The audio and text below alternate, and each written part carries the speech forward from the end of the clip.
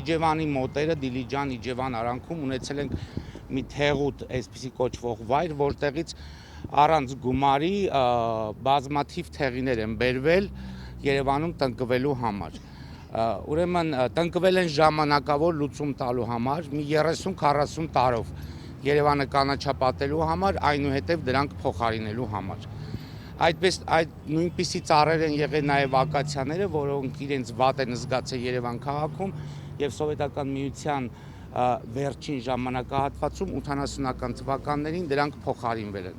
Ցավոք սրտի չեն հասցվել նաև թեղի ծառատեսակները փոխարինվել։ Այս մի ֆակտ նշենք, որ թեղի ծառատեսակի քաղաքային պայմաններում կենսունակության տարիքը շուրջ 40-50 տարի է։ Հետևաբար այն ծառերը, որը մինչև հիմա կանգնած են Երևան քաղաքում, դրանք 70-80 տարեկան են։ Մարդը եթե 100 տարեկան է, ապրել է իր տարիքը, ինչպես ընդունված է։ Մենք ինչքան ուզում ենք նրան դեղ տանք։ Մենք չենք կարող նրան երիտասարդացնել կամ անմահացնել։ Բնության մեջ յուրաքանչյուր բան, ծառ, թուփ, մարդ, շուն, կատու, ինչ կուզեք,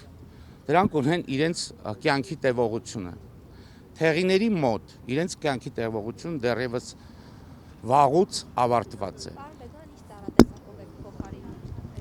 Հիմա կասեմ։ Թեղիների մոտ վաղուց ավարտված է։ Ինչ վիճակում են գտնվում թեղիները։ Այդ նեմատոդային ворթերը, որոնք ամբողջ իրենց բնամասում են, քայքայելով վերացնում են կոռելացիոն կապը, արմատ սաղարթ կոռելացիոն կապը եւ հետեւաբար սաղարթները վերանում են։ Այստեղ մենք չենք կարող ասել,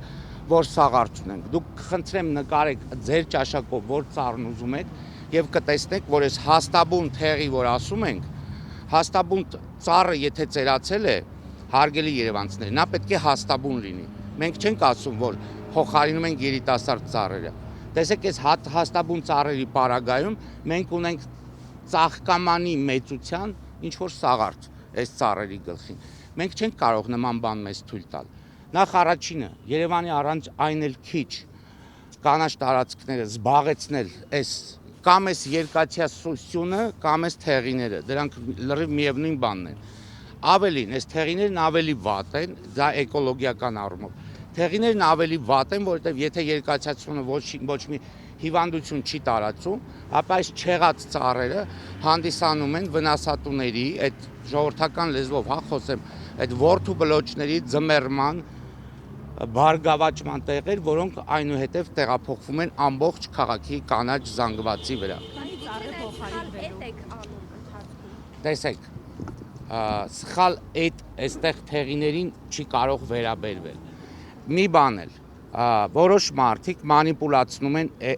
էդի ուրեմն գաղափարը։ Միայն թեղի տեսակի ծառատեսակն է, որ ինքը գլխից հատվում եւ իջացվում է։ Թեղի տեսակի ծառատեսակը զարգացած երկրներում նույնպես որպես այսպես առանձին տնկվող ծառ չի էլ համարվում։